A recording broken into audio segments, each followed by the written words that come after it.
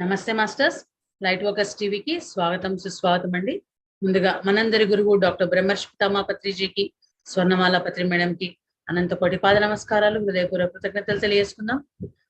ఎప్పటికప్పుడు wonderful work shops ని మరి మనకు అందిస్తూ అద్భుతమైన విజ్ఞానాన్ని మనకందరికీ పరిచయం చేస్తున్న ఈ అత్యద్భుతమైన ప్లాట్ఫామ్ కి, లైట్ వర్కర్స్ టీవీకి అండ్ టీమ్ కి హృదయపూర్వకంగా ధన్యవాదాలు తెలియజేసుకుంటూ, మరి మాస్టర్స్ జీవాత్మ ప్రపంచ నియమాలు ఈ అత్యద్భుతమైన సబ్జెక్ట్ ని మరి పార్వతి మేడం ఎంతో అద్భుతంగా మరి మనకు అందిస్తున్నారు. మరి ఈ మెయిన్ గా ఈ సబ్జెక్ట్ ని బయటికి తీసుకొచ్చిన వారు, అంటే ఆల్రెడీ ఈ బుక్ ఉన్నా కూడా ఈ సబ్జెక్ట్ గురించి ఎక్కువగా మరి మనందరికీ తెలియజేసిన వారు పార్వతి మ్యామ్. మరి డిఎన్ఏ వర్క్ షాప్స్ కావచ్చు, నక్షత్ర మిత్రుల వర్క్ షాప్స్ కావచ్చు, ప్రతి వర్క్ షాప్ లో కూడా ఈ సబ్జెక్ట్ గురించి చక్కగా తెలియజేసేవారు. దానికి సంబంధించిన కార్డ్స్ కూడా మేడం అందరికీ డిస్ట్రిబ్యూట్ చేసేవారు. ఆ విధంగా ఈ సబ్జెక్ట్ వెలుగులోకి రావడానికి మేడం ఎంతో అద్భుతమైన కృషి చేశారు మాస్టర్స్. మరి ఇప్పుడు లైట్ వర్కర్స్ ద్వారా మేడం ఎంతో చక్కగా ఈ సబ్జెక్ట్ మనందరికీ తెలియజేస్తున్నారు. సో ఈరోజు డే 4. మరి ఏ విధంగా ఆటో రైటింగ్ అనేది మరి చేయవచ్చు, మరి ఆటో రైటింగ్ ద్వారా మరి మాస్టర్స్ ఎలా కనెక్ట్ అవుతారు, ఎంత అద్భుతంగా ఆ మెసేజెస్ ఇవ్వడం జరుగుతుంది. అలాగే మరి మరణాంతర జీవితం తర్వాత, మరి మరణం తర్వాత జీవితంలో మరి ఎన్ని ఆవరణలు ఉన్నాయి, మరి ఆత్మ యొక్క స్థాయి ఎలా ఉంటుంది, ఏ స్థాయిని బట్టి ఆత్మ ఏ ఆవరణలోకి ప్రవేశించడం జరుగుతుంది, మొదలైన ఎన్నో విశేషాలని మరి మేడం చక్కగా తెలియజేస్తున్నారండి. మరి ఇక్కడ ఎలా జీవించడానికి మరి మనం వచ్చాం, ఎలాంటి నియమాలతో మరి మనం మన జీవితాన్ని అత్యద్భుతంగా ఉన్నతంగా తీర్చిదిద్దుకోవచ్చు అనే విషయాలని మరి విస్పి రకుల్ మనకి చక్కగా తెలియజేస్తున్నారు.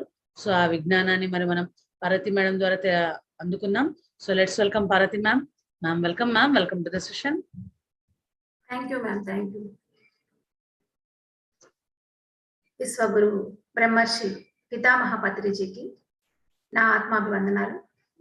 లైట్ వర్కర్స్ టీమ్ మెంబర్స్ కి, అలాగే ఈ క్లాస్ వింటున్నటువంటి మాస్టర్స్ అందరికీ కూడా నా హృదయపూర్వక కృతజ్ఞతలు తెలియజేసుకుంటున్నాను. మరి ఈ రోజు 4వ రోజు జీవాత్మ ప్రపంచ నియమాల వర్క్ షాప్ స్టార్ట్ అయ్యి 4th డే.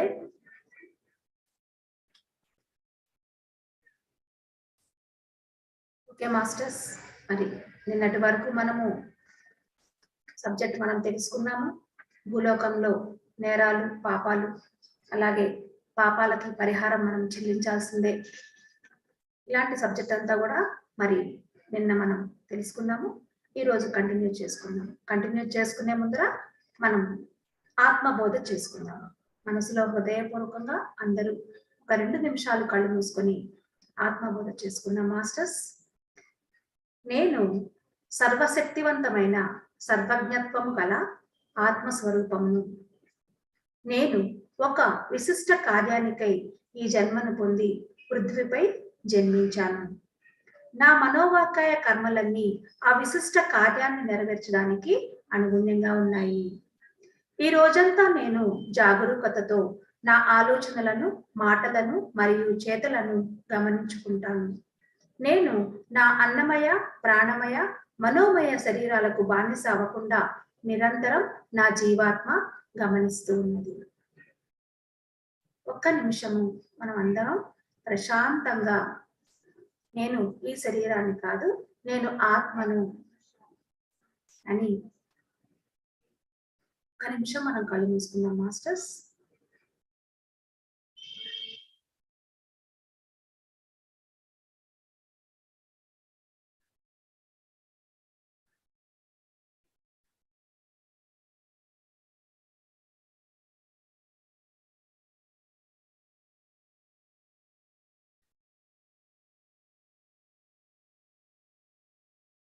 ఓకే మాస్టర్స్, నెమ్మదిగా కళ్ళు తెరవండి. ఈరోజు సబ్జెక్ట్లోకి వచ్చేద్దాం. 28th April 1981 ఆ రోజు చెప్పినటువంటి ఆటో రైటింగ్ ద్వారా చెప్పినటువంటి సందేశం, మీరు నాటిన విత్తనాన్ని బట్టి పంట ఉంటుంది.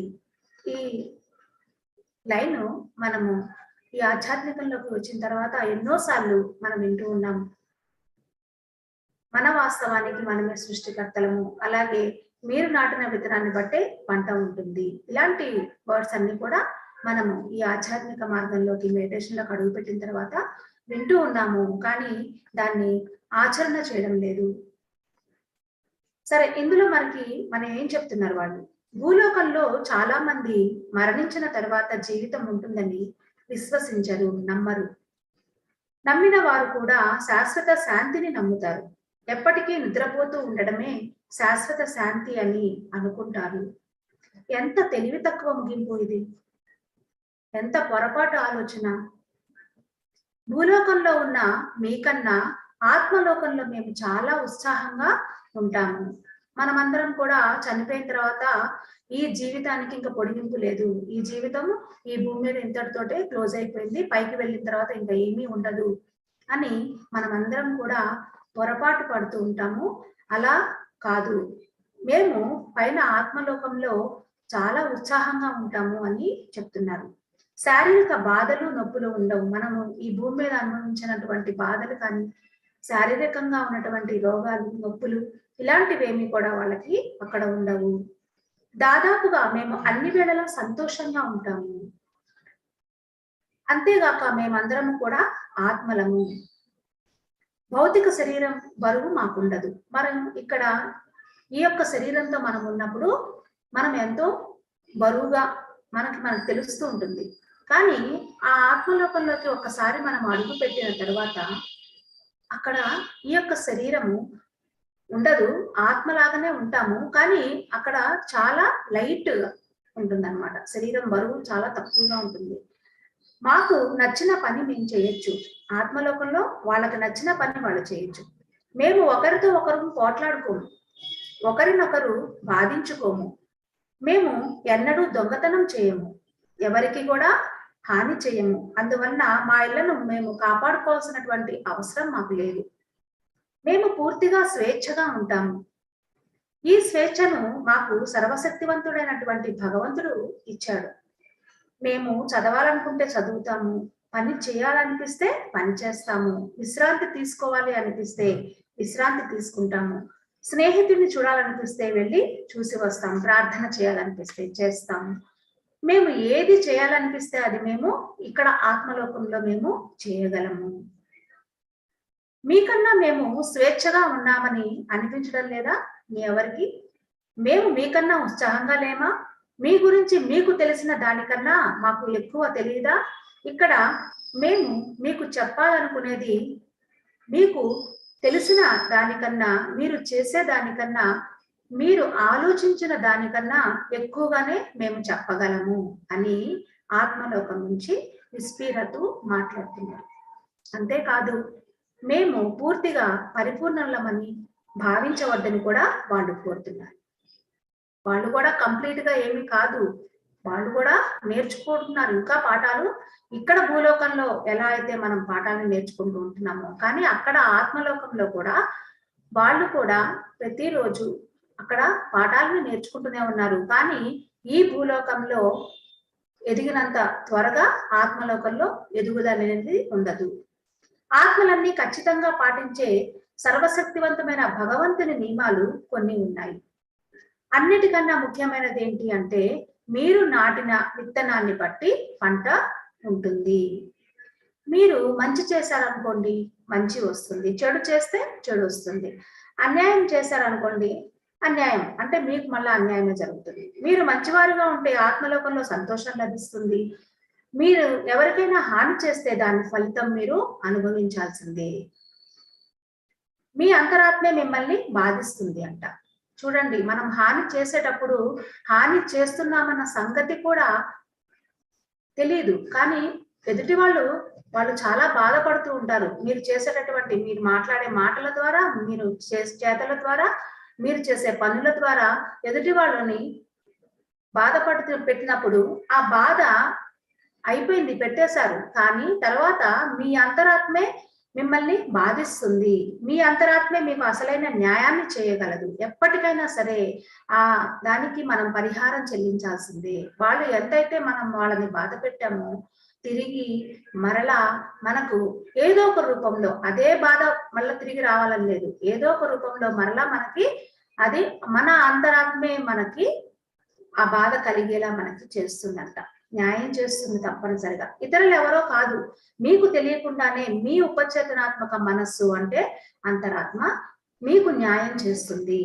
మీరెందుకు బాధపడుతున్నారో కూడా మీ భౌతిక మనస్సు గ్రహించలేదంట. చూడండి, మనం పాపం చేస్తాము, మాటలతోటి కానీ చేతలతోటి కానీ బాధ పెడతాము. తర్వాత మనకు తెలియకుండానే మన అంతరాత్మ ఆ యొక్క బాధను అనుభవించేలా చేస్తుంది. కానీ ఆ బాధ పెట్టేటప్పుడు, ఎదుటి వాళ్ళని బాధ పెట్టేటప్పుడు మనకు తెలియదు. కానీ మనము బాధపడేటప్పుడు నాకెందుకు ఈ విధంగా జరుగుతోంది అనేది మాత్రం మన మనసు కూడా తెలియదంట. మీరు చేసిన దానిని బట్టి మీకు బహుమతో శిక్షో లభిస్తుంది. మీరు చేసిన దాన్ని బట్టే, మీరు నాటిన విత్తనం అంటే మీరు ఏ విత్తనం నాటితే ఆ పంటే వస్తుంది. అది మనకు తెలుసు అందరికీ కూడా. అప్పుడు మనం నాటిన దాన్ని బట్టి మనకి బహుమతి రావాలా, శిక్ష రావాలా అనేది దాన్ని బట్టే ఉంటుంది. దీన్ని బట్టి చూస్తే సర్వశక్తివంతుడమైనటువంటి భగవంతుడు అత్యంత దయామయుడు, ప్రేమను వర్షించేవాడని, ఎన్నడూ ఎవరిని శిక్షించడని మీకు అర్థమవుతుంది. నాటిన విత్తనాన్ని బట్టే పంట పండుతుంది. మీరు ఏ ఆలోచనలో, కనీసం మీరు ఆలోచనలో కూడా మీరు ఎదుటి వాళ్ళని గురించి చెడుగా ఆలోచించినా కానీ దానికి ఫలితము మళ్ళా మీరు అనుభవించాల్సి వస్తుంది. కాబట్టి మనం ఎప్పుడు కూడా మన హృదయంలో, మన మనస్సులో ఎటువంటి ఆలోచన, ఇది ఎవ్వరూ చూడడం లేదు కదా అనే ఒక చెడు భావాలు ఏవైతే ఉంటాయో వాటిని రానివ్వకుండా ఈ రోజు నుంచి, ఈ క్షణం నుండి మనము దాన్ని సాధన చేయాలి. ఏప్రిల్ 29, 1981 నెక్స్ట్ డే రోజు పునర్జన్మ గురించి చెప్పారండి. భవిష్యత్తులో జరిగే సంఘటనలను గురించి తెలుసుకొనడం ఆత్మలోకంలో ఉన్న మాకు సాధ్యం కాదు. మనకి ఏ విధంగా అయితే భూలోకంలో మనకి భవిష్యత్తు గురించి మనకి ఎలా అయితే తెలియదో, ఆత్మలోకంలో ఉన్న వాళ్ళకి కూడా భవిష్యత్తు గురించి తెలుసుకోవడం సాధ్యం కాదు అని చెప్తున్నారు. కొన్ని మాకు తెలుసు, భూలోకంలోని వారికి ఈ విషయాలు చెప్పమని ఉన్నత ఆత్మల నుంచి ఆదేశాలు కానీ అనుమతి కానీ ఉంటే తప్ప వాటి గురించి మేము మీకు చెప్పకూడదు. కొన్ని వరకు మాత్రం వాళ్ళకి తెలుస్తాయంట. ఆ తెలిసిన విషయాలను కూడా భూమి మీద ఉన్న వారికి చెప్పకూడదు. ఉన్నత ఆత్మల నుంచి వాళ్ళకి పర్మిషన్ రావాలి, వాళ్ళు అనుమతి ఇస్తేనే వీళ్ళు ఆ విషయాన్ని చెప్పగలుగుతారు. లేదంటే అలాంటి విషయాలు భూలోకంలో ఉన్న వాళ్ళకి గైడెన్స్ రూపంలో కానీ, వాళ్ళు ఓన్లీ గైడెన్స్ మాత్రమే ఇస్తారు కానీ డైరెక్ట్ గా భవిష్యత్తు గురించి వాళ్ళు ఏది కూడా చెప్పడానికి అనుమతి లేదు. భూలోకంలోని వారు ఆత్మలోకంలోని వారితో మాట్లాడడం ఆరంభించగానే తమ భవిష్యత్తును గురించి లెక్కలేనన్ని ప్రశ్నలు వేస్తారు. ఒకవేళ సపోజ్ మనకి ఆ ఆత్మలోకంలోని వాళ్ళు కనెక్ట్ అయ్యి గనక మనం వారితో మాట్లాడాలి అంటే వెంటనే మనం ఏం చేస్తామంట, వారిని వాళ్ళ భవిష్యత్తు గురించి ప్రశ్నలు వేసేస్తూ ఉంటారు. కొద్ది మంది మాత్రమే ఇటువంటి ప్రశ్నలు అడగరు. మేము మిమ్మల్ని ఆక్షేపించడం లేదు కానీ భవిష్యత్తు గురించి మమ్మల్ని ఎప్పుడూ ప్రశ్నించవద్దు అని చెప్పేసి వాళ్ళు హృదయపూర్వకంగా కోరుకుంటున్నారు. ఎప్పుడు అడిగినా కూడా ఒక కనెక్టివిటీ ఏర్పడింది. కొంతమందికి ఆ కనెక్టివిటీ ఉంటుంది, డైరెక్ట్ గా మెసేజ్ల రూపంలో, వాళ్ళకి మాస్టర్స్ రూపంలో, ఏంజల్స్ రూపంలో, పైన ఉన్నటువంటి వాళ్ళు, ఈ భూమి మీద ఉన్నటువంటి వాళ్ళకి కొంత కనెక్టివిటీ అనేది ఏర్పడుతుంది. ఆ కనెక్టివిటీలో కూడా వాళ్ళు ఒక స్పిరిచువల్ లో ఎదుగుదల గురించి అడిగితే వాళ్ళు గైడెన్స్ ఇస్తారు. కానీ ఇక్కడ భూలోకంలో ఉన్నటువంటి సమస్యలు, వాళ్ళ భవిష్యత్తు గురించి కానీ సమస్యల గురించి కానీ వాళ్ళు ఏమీ చెప్పరు. ఖచ్చితంగా భవిష్యత్తును గురించి ఎవరికి తెలియదంట. ఇతరులు ఎలా ప్రవర్తిస్తారో ఎవరికి తెలియదు. ఉదాహరణకి ఒక సపోజ్ వాళ్ళు మీకు ఏమన్నా కనిపించి లేదంటే ఒక మెసేజ్ రూపంలో కానీ మీకు కనెక్ట్ అయ్యి వాళ్ళు కనుక చెప్పారనుకోండి, మీరు 90 ఏళ్ళు భూమి మీద బతుకుతారని చెప్పారనుకోండి, ఆ మర్నాడే ఏ ప్రమాదమో హత్యో జరిగి మీరు చనిపోవచ్చు. ఇది కేవలం మనిషి సంకల్ప స్వేచ్ఛకు అతడు ఎంపిక చేసుకునే వాటికి సంబంధించింది. భూమి మీద ఏం జరుగుతుందో ముందుగా ఎవరు ఊహించలేరు. అక్కడ ఉన్నటువంటి ఆత్మలోకంలో ఉన్నటువంటి వాళ్ళు కూడా ఊహించలేరు. కొన్నిసార్లు ఏం జరుగుతుందో మాకు తెలుసు, నిశ్చయంగా జరగాల్సిన విషయం అయితే కానీ మీకు చెప్పడానికి మాకు అనుమతి లేకపోవచ్చు. ఇతరులకు మీకు మంచి జరిగే కొన్ని విషయాలను గురించి మీకు చెప్పడానికి మాకు అనుమతి ఉంటుంది. చాలా వరకు భూలోకంలో భవిష్యత్తును చాలా అరుదుగా మాత్రమే ఖచ్చితంగా ఊహించగలరు. ఒకవేళ మాకు తెలిసినా మేము మీకు చెప్పలేం కనుక మమ్మల్ని అడగడం దండగా, దయచేసి ఇట్లాంటి ప్రశ్నలు అడగవద్దు అని చెప్పేసి విస్పీరతు ఆత్మలోకం నుంచి తెలియజేస్తున్నారు. మనము ఎక్కడ పునర్జన్మించాలో కూడా మనమే నిర్ణయించుకుంటాం. ఆత్మలోకంలో ఉన్నటువంటి వారు మరలా మనం భూమి మీదకి రావాలి అంటే ఎవరికి వాళ్ళు నిర్ణయించుకుంటారు మరలా పునర్జన్మ గురించి. మన తల్లిని మనమే ఎంపిక చేసుకుంటాం. తండ్రిని తనంతట తానే వస్తాడు. తల్లిని మాత్రమే ఎంపిక చేసుకుంటాము. తండ్రి తనంతట తానే వస్తాడు. ఎందుకంటే మన తల్లి ఎవరిని వివాహం ఆడుతుందో మనకు చాలాసార్లు తెలియదంట. ఏది ఏమైనా కొన్నిసార్లు మాత్రం తండ్రిని కూడా మనం ఎంపిక చేసుకోవచ్చు. చాలా వరకు మనంతట మనము అన్ని పనులు చేసుకోగలిగేంత వరకు మనల్ని బాగా ప్రేమగా సంరక్షించే తల్లిని మనము ఎంపిక చేసుకుంటాం. చాలా ప్రేమగా ఆప్యాయంగా చూసుకునే తల్లినే మనము ఎంపిక చేసుకుంటాం. సాధారణంగా మనకు ప్రియమైన వారిని తల్లిగా ఎంపిక చేసుకుంటామంట. ఆత్మలోకంలో ఉన్నప్పుడు మనకి ఎంతో అత్యంతమైనటువంటి ప్రియమైన వారినే మనం ఈ భూమి మీద మరలా జన్మించాలి అంటే వాళ్ళనే మరలా మనం ఎంపిక చేసుకుంటాం. కానీ కొన్నిసార్లు అనుభవం రావడానికి, కర్మను అనుభవించడానికి, పై ఆవరణలకు చేరడానికి చెడ్డ ఆత్మను, దుష్ట ఆత్మను మన తల్లిగా ఎంచుకుంటాం. సరే, మనము ఒక్కొక్కసారి చాలా రేర్గా, చాలా తక్కువగా ఏం చేస్తారంట, తొందరగా ఎదగాలి అనుకునే వాళ్ళు ఏం చేస్తారు, నేను చాలా త్వరగా ఎదగాలి అన్నప్పుడు ఆ తల్లిని ఒక దుష్టాత్మను, ఒక చెడ్డాత్మను ఎన్నుకుంటారు. ఎన్నుకోవడం వల్ల ఏమవుతుంది, ఈ మంచి ఆత్మ ఆ యొక్క దుష్ట ఆత్మతోటి ఘర్షణ జరిగి దాని ద్వారా వారు తొందరగా భూమి మీద ఎదుగుతారని చెప్పేసి తల్లిని ఎంచుకుంటారు, దుష్టాత్మని. మనము కోరుకున్న అమ్మ దగ్గరకు కాకుండా వేరే అమ్మ దగ్గరకు వెళ్ళాలని మనల్ని ఎవరు బలవంతం చేయలేరు. పైన ఉన్నప్పుడు మనము కోరుకున్నట్టుగానే నువ్వు ఏ విధంగా అయితే కోరుకుంటావో ఆ విధంగానే, అంతేగాని నువ్వు ఈ తల్లినే ఎన్నుకోవాలి అని చెప్పేసి అక్కడ ఎవరు కూడా బలవంత పెట్టరు. మనము చేసిన పాపాలకు కష్టాలు, శిక్ష అనుభవించవలసి ఉంటే మన తల్లిగా ఒక చెడ్డ ఆత్మను ఎంపిక చేసుకుంటాం. అందువల్ల మనం బాధపడతాం. బాగుపడడానికి, ఉన్నత స్థాయికి ఎదగడానికి ఇంతకన్నా మరో మార్గం లేదా అని మీరు అడగచ్చు. అలాంటివి మరో మార్గం ఉంది, కానీ ఆ మార్గంలో లక్ష్యాన్ని చేరడానికి యుగాలు పడతాయి. ఉన్నత ఆవరణలలో భూమి మీద పునర్జన్మ లేకుండా మార్గాన్ని ఎంపిక చేసుకోవచ్చు.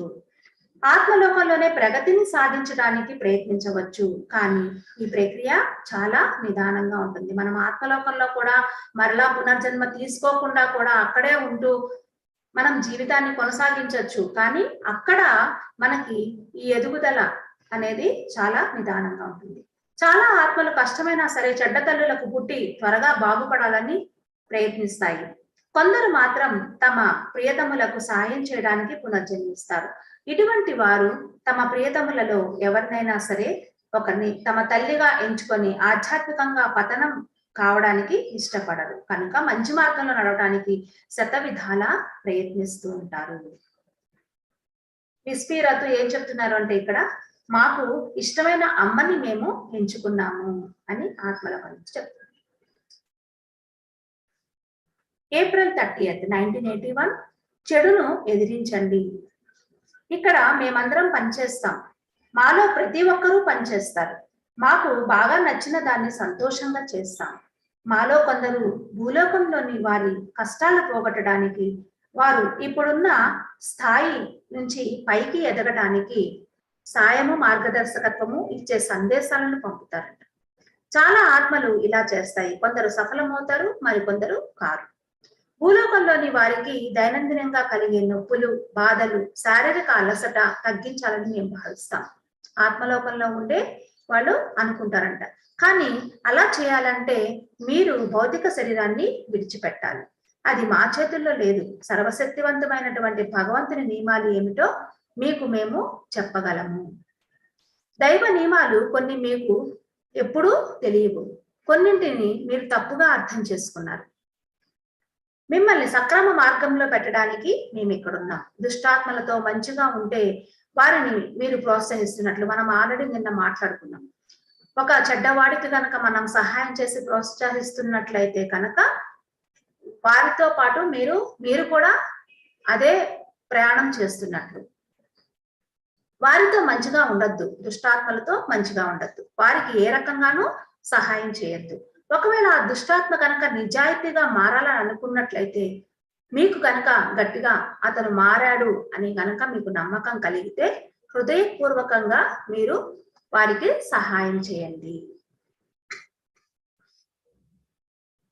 దుష్టులతో ఎప్పుడు మంచిగా ఉండకండి, వాళ్ళని ప్రోత్సహించకండి. ఈ విషయం గుర్తుంచుకోండి. చెడుని మాత్రం ఎదిరించండి. తప్పు అని ఎప్పుడైతే తెలుస్తుందో ఆ తప్పును మీకు తెలిసినా కానీ, మీ అంతరాత్మ మీకు చెప్తున్నా కానీ, మీరు మనసు చెప్పినట్టుగా మీరు వెళ్ళిపోతూ వాళ్ళకి సహాయం చేశారంటే కనుక మీకు మీ ఆధ్యాత్మిక ఎదుగుదల ఇంకా ఎదగకుండా అక్కడే ఆగిపోతారన్నమాట. సో కాబట్టి మీరు వాళ్ళని ప్రోత్సహించండి, చెడును ఎదిరించండి, కఠినంగా ఉండండి. లేదంటే వాళ్ళతోటి ఎటువంటి పరిస్థితుల్లోనూ వాళ్ళకి సహాయం చేయకుండా సైలెంట్ గా ఉండండి. అట్లా అన్నమాట.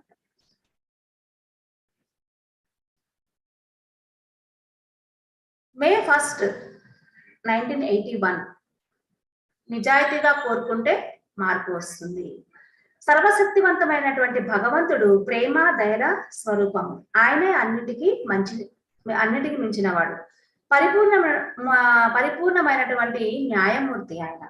ఆయన ప్రతి ఆత్మ ఉన్నత స్థాయికి చేరాలని కోరుకుంటాడు. ప్రతి ఆత్మ కూడా ఉన్నత స్థాయికి చేరాలనే కోరుకుంటాడు. ఎవరు? ఆ యొక్క పరమాత్మ. అందరూ కూడా ఉన్నత స్థాయికి చేరాలని ఆయన కోరుకుంటాడు హృదయపూర్వకంగా. అందువల్ల పాపాత్మలకు చెడు ఆత్మలకు సహాయం చేయడానికి ఆయనకు ఎందరో సహాయకులు ఉన్నారు. ఆయన సహాయకులు కూడా ఆయనలాగే ప్రేమ దయ కలిగినటువంటి వారు. మనకున్నటువంటి గైడింగ్ మాస్టర్సే కావచ్చు, ఇంకెవరైనా సరే, మనకి హాస్టల్ మాస్టర్స్ కావచ్చు, ఏంజల్స్ కావచ్చు, ఎలాంటి వాళ్ళైనా సరే మనకి ఈ చెడు ఆత్మలకి ఎప్పుడు కూడా వాళ్ళు సహాయం చేయడానికి ఎప్పుడు సిద్ధంగానే ఉంటారు. ఒక దుష్టాత్మ ఉన్నత స్థితికి చేరాలని నిజాయితీగా కనుక కోరుకుంటే, భాగవలనే కోరిక కనపరిచితే ఏం జరుగుతుంది? అతడు ఏ స్థాయిలో ఉంటే అదే స్థాయిలో కొట్టుమిట్టాడుతూ ఉంటాడు. అంటే కనబరచకపోతే, ఆ దుష్టాత్మ ఉన్నత స్థితికి చేరాలని కనుక కోరుకోకపోతే అతను ఎక్కడైతే ఉన్నాడో అక్కడే కొనసాగుతూ ఉంటాడు. అతను ఎప్పటికీ కూడా ఉన్నత స్థాయికి చేరుకోలేడు. మీకున్న నిజాయితీ గల కోరికే అద్భుతాలను సృష్టిస్తుంది. మీరు కోరుకోవాలి నిజాయితీగా. మిమ్మల్ని మీరు, నన్ను నేను బాగు చేసుకోవాలని నిజంగా అనుకుంటున్నానా, లేక బాగుపడాలనుకుంటున్నానని నటిస్తున్నానా అని మీకు మీరే ప్రశ్నించుకోండి. ఒకరోజు కూర్చొని నిజంగా నేను ఇక్కడ మనకి నిజాయితీగా మనం జీవితంలో మనం మారాలి అని గట్టిగా కనుక కోరుకున్న దగ్గర నుంచి మనం ఏం చేయాలి? ఆ దారి వైపు మనం ప్రయాణం చేయాలి. మన ప్రయాణాన్ని కఠినమైనా సరే మొదలు పెట్టాలి. మనకెందుకని జీవితంలో ప్రతిదీ వచ్చిందే మనకి మళ్ళా మన జీవితంలో నేర్చుకోకుండా ఉన్నందుకే మన ప్రతి సమస్య, ప్రతి పరిస్థితి, ప్రతి వ్యక్తి మన జీవితంలో ఎందుకు వాళ్ళు వద్దన్న కొద్దీ మనకు ఎదురవుతూ ఉంటారు అంటే, వాళ్ళ ద్వారా మనం ఏదైతే నేర్చుకోవాలో అది కంప్లీట్ చేసేసుకోవాలి. ఆ పరిస్థితిని కానీ, ఆ యొక్క వ్యక్తిని కానీ, ఎవరి ద్వారా అయితే నేర్చుకోవాలో ఆ పరిస్థితిని కంప్లీట్ గా 100% మనం నేర్చుకోలేనంత వరకు అది మళ్ళీ మనకి తిరిగి వస్తూనే ఉంటుంది. అక్కడ మీరు ఒకసారి ప్రశ్నించుకోండి, ఇదే పరిస్థితి నాకు ఎందుకు మళ్ళా జీవితంలో వస్తుంది అంటే, దాని ద్వారా నేను ఏది నేర్చుకోలేదు కాబట్టే నేర్చుకునేంత వరకు ఆ పరిస్థితి మీకు ఎదురవుతూనే ఉంటుంది. సో మాస్టర్స్, మీరు ప్రశ్నించుకోండి, నేను బాగుపడాలని నిజంగా మారాలనుకుంటున్నానా, లేదంటే నటిస్తున్నానా? మారాలని అనుకుంటున్నాము కానీ 100% ఎవరం కూడా కంప్లీట్ గా మారలేదు కాబట్టే మనం ఇంకా నటిస్తున్నాం. ఈ రెండింటి మధ్య చాలా తేడా ఉంది. నిజంగా కోరుకోవడం, మిమ్మల్ని మీరు మోసం చేసుకునే ఉత్తుత్తి కోరిక. ఈ రెండింటిని విశ్లేషించుకొని చూస్తే ఈ రెండిలో ఏది నిజంగా మీరు అనుకునేదో మీకే తెలుస్తుంది. మీకు నిజంగా బాగుపడాలని ఉంటే మిమ్మల్ని మీరు మోసం చేసుకోవడం మాని నిజాయితీగా మీరు ప్రయత్నిస్తారు, నిజాయితీగా మీరు ప్రయత్నిస్తే తప్పనిసరిగా ఆ మార్పు అనేది వస్తుంది. ఎవరు మరొకరిని బలవంతం చేయలేరు, అది లోపల నుంచే రావాలి. ఇక్కడ చూడండి, ఎవ్వరు కూడా ఒక పరిస్థితిని, ఒక వ్యక్తిని కానీ ఒక పరిస్థితిని కానీ మనము వాళ్ళ లోపల నుంచి మార్పు వస్తే తప్ప వారు మారరు. ఇక్కడ ఎక్కడా కూడా ఈ స్వేచ్ఛాయుత భూమిలో ఎక్కడా కూడా బలవంతం లేదు, బలవంతంగా ఏది చేయాలని లేదు. కానీ వాళ్ళ మార్పు ఎక్కడి నుంచి వస్తుందంట, వాళ్ళకే లోపల నుంచి మారాలి అనే మార్పు ఎప్పుడైతే వస్తుందో ఆటోమేటిక్ గా బయట మార్పు వచ్చేస్తుంది. ఒక చెడు ఆత్మ కొన్ని వందల సార్లు నేను బాగుపడాలనుకుంటున్నాను అంటే లాభం లేదు. మీకు మీరే చెడు మార్గం నుంచి మంచి మార్గంలోకి రాగలరు. ఎవ్వరు కూడా ఎవ్వరు ఏమీ చేయలేరండి ఈ భూమి మీద. స్వేచ్ఛాయుత భూమిలో ఎవరి జీవితం వారిది. మారాలి అనేది వాళ్ళకి ఉంటే కనుక తప్పనిసరిగా మారతారు. కానీ ఒక ప్రయత్నం, ఒక మంచిని మనం చెప్పడం వరకే మనం చేయాల్సింది. మార్పు అనేది ఎక్కడి నుంచి వస్తుందండి, వాళ్ళ లోపల నుంచే వస్తుంది. కాబట్టి ఒక్కసారి మాత్రమే మన ఇంట్లో వాళ్ళకైనా బయట ఎవరికైనా, మన ఫ్రెండ్స్ కైనా బంధువులకైనా ధ్యానం చేయండి అని మనము ఒకసారి చెప్తాం, 2 సార్లు చెప్తాం. బాగా ఇంట్లో వాళ్ళు మనకి ఇంకా బాగా కావాల్సిన వాళ్ళు అంటే కనుక 3 సార్లు చెప్పండి. ఇంకా వాళ్ళు ధ్యానం చేయటం లేదు అంటే వాళ్ళకి ఇంకా సమయం రాలేదు అని, అంటే వాళ్ళ లోపల నుంచి మార్పు రావాలి. మనం బయట నుంచి కూర్చోబెడితే కూర్చుంటారు బలవంతంగా, ఒక 5 నిమిషాలు 10 నిమిషాలు కూర్చుంటారు, మళ్ళీ రెండో రోజు మళ్ళీ అదే పాట మనం పాడాలి కూర్చోండి అని. కాబట్టి వాళ్ళ లోపల నుంచి మార్పు వచ్చేంత వరకు మనం ఒక్కసారి మాత్రం మనం చెప్పాలి, తర్వాత వారిష్టం. ఆత్మలోకం నుంచి మేము కానీ ఎవరు కానీ చివరకు సర్వశక్తివంతుడైనటువంటి భగవంతుడు కానీ మిమ్మల్ని చెడు మార్గం నుంచి మేము మళ్లించలేము. ఆత్మలోకం నుంచి ఆ దేవుడైనా సరే వీరిని మార్చడానికి వాళ్ళ వల్ల కాదంట, వాళ్ళ లోపల నుంచి మార్పు వస్తే తప్ప. దేవుడు మీకు ఉపచేతనాత్మక మనస్సుని ఇచ్చాడు, అది మీకు దారి చూపుతుంది. అదే అంతరాత్మని ఇచ్చాడు, అది తప్పనిసరిగా మనకి దారిని చూపిస్తుంది. మీరు తప్పు చేస్తే మీ ఉపచేతనాత్మక మనస్సు మిమ్మల్ని తప్పకుండా శిక్షిస్తుంది. చూడండి, మీరు కనుక తప్పు చేస్తే అంతరాత్మ తప్పు చేసిన ప్రతి క్షణం మీతో చెప్తూనే ఉంటుంది నువ్వు తప్పు చేశావు అని. కానీ ఆ తప్పు చేసింది మరలా ఎవరు శిక్షిస్తారు, మీ అంతరాత్మే మరలా నిన్ను సమయం వచ్చినప్పుడు కాలమే సమాధానం చెప్తుంది అంటారు చూడండి. అదే విధంగా తప్పు చేసిన మరుక్షణము నీకు శిక్ష కంపల్సరిగా లభిస్తుంది. మంచి మార్గంలోకి రావడానికి మీరు నిజాయితీగా శ్రమిస్తే తప్ప కింది స్థాయిలోనే మీరు ఉండిపోతారు. పై స్థాయికి చేరటానికి ఒకే ఒక మార్గం ఉంది, అది నిజాయితీగా మిమ్మల్ని మీరు బాగు చేసుకోవడం. మరి ఏ మార్గము మీకు సహాయపడదు. ఎట్లాంటి మార్గాలు అంటే పూజలు చేస్తూ ఉంటాము, అభిషేకాలు చేస్తుంటాము, ప్రార్థనలు చేస్తూ ఉంటాము, సర్వశక్తివంతుల భగవంతుడిని వేడుకుంటాము. కానీ ఆ భగవంతుడు అనేవాడు కూడా సహాయం చేయడు ఎప్పుడు, నువ్వు నిజాయితీగా నువ్వు మారాలనుకునేంత వరకు. మీకు మీరు నిజాయితీగా కోరుకుంటే తప్ప మీరు బయటికి రాలేరు. కాబట్టి బాగా ఆలస్యం అవ్వకముందే వెంటనే ఏదైతే మీరు మంచిగా నేను మారాలనుకుంటున్నారో ఒక పనిని మనం ఆరంభిస్తాం చూడండి, అది వెంటనే ఈ క్షణమే, రేపు అని అనుకోకుండా ఈ క్షణమే మంచి చేయాలి అంటే ఇప్పుడే మంచిని చేయండి. చెడు చేయడానికి మనం ఇంకా ఆలోచించాలి. మంచి చేస్తున్నాము, మంచి జరుగుతోంది అనిపిస్తే ఈ క్షణమే మీరు ఆ పనిని చేయడం ప్రారంభించండి. 2 మే 1981 ఆత్మలోకంలో మరో ఆవరణకు వెళ్ళడం. ఒక ఆవరణలో ఇక్కడ చనిపోయిన ఆత్మలు ఎలా ఉంటాయి, చనిపోయినప్పుడు ఆ ఆత్మ ఇక్కడ మానవ శరీరంలో మానవ దేహాన్ని వదిలిపెట్టిన తర్వాత ఇక్కడ అతని యొక్క జీవితంలో ఏదైతే వారు పొంది ఉన్నారు, వాళ్ళు చేసింది, వాళ్ళు పొందింది, వాళ్ళు కలిగి ఉన్న దాన్ని బట్టి అప్పుడు వాళ్ళ యొక్క ఆవరణ డిసైడ్ చేయబడుతుంది మాస్టర్స్. అక్కడికి డైరెక్ట్ గా చనిపోయిన తర్వాత డైరెక్ట్ గా వాళ్ళు ఆవరణలోనే ఉంటారు. మళ్ళా ఆవరణ నుంచి వేరే ఆవరణలు ఏమి వారికి కనిపించవు. వాళ్ళ యొక్క ఆవరణలో ఉన్నటువంటి వాళ్ళ ఆత్మలు అక్కడ వరకు మాత్రమే కనిపిస్తుందంట. ఆత్మలోకంలో 7 ఆవరణలు మనం ఆల్రెడీ చెప్పుకున్నాము, 7 ఆవరణలు ఉన్నాయి అని. అన్నిటికన్నా కింది ఆవరణ ఆవరణ ఒకటి అన్నిటికన్నా కిందది. ఆవరణ అన్నిటికన్నా పైనది ఏది? 7వ ఆవరణ. మీరు చేసే మంచి పనులు పాపాలను బట్టి మీ ఉపచేతనాత్మక మనస్సు మీకు ఏ ఆవరణకు అర్హత ఉంటే ఆ ఆవరణకు మిమ్మల్ని చేరుస్తుంది. ఎంత ప్రయత్నించినా అర్హతకు మించిన ఉన్నత ఆవరణకు ఎవ్వరూ కూడా వెళ్ళలేరు. ఎంత ప్రయత్నం చేసినా ఉన్నత ఆవరణకు మాత్రం మీరు వెళ్ళలేరు. ఆత్మ ఉన్నత ఆవరణకు వెళ్ళడము అసాధ్యము. ఆ ఆవరణ అతడికి అసలు కనిపించదంట. ఏ ఆవరణలో అయితే చనిపోయిన తర్వాత అతని స్థాయిని బట్టి ఆ ఫ్రీక్వెన్సీకి వెళ్ళిపోతారు. మీ ఆవరణను మీరు చూడగలరు, మీ కింది ఆవరణలను చూడగలరు. అయితే 5వ ఆవరణ నుంచి కొన్ని ఆవశ్యకతలను పూర్తి చేస్తే తప్ప పై ఆవరణలకు వెళ్ళడానికి సాధ్యం కాదు. 5వ ఆవరణ నుంచి ఇంకా పైకి మనం వెళ్ళాలి అంటే కొన్ని నియమాలు ఉన్నాయి. ఉన్నత ఆవరణలోని వారిని ఎవరైనా అతడిని ఆహ్వానించాలి. ఉన్నత ఆవరణలో ఎవరైతే మాస్టర్స్ ఆత్మలు ఉంటాయో వాళ్ళు ఆ కింది ఆవరణలో 4th 5th డైమెన్షన్ లో ఉన్నటువంటి వాళ్ళని ఆహ్వానించాలంట. ఆ ఉన్నత ఆవరణలో ఉన్న ఉన్నత సదాత్మ అంటే హయ్యర్ గుడ్ సోల్స్ ఉంటాయి కదా పైన, దీనికి అనుమతి ఇవ్వాలి. వాళ్ళు రావచ్చు అనేది అనుమతి తీసుకోవాలి.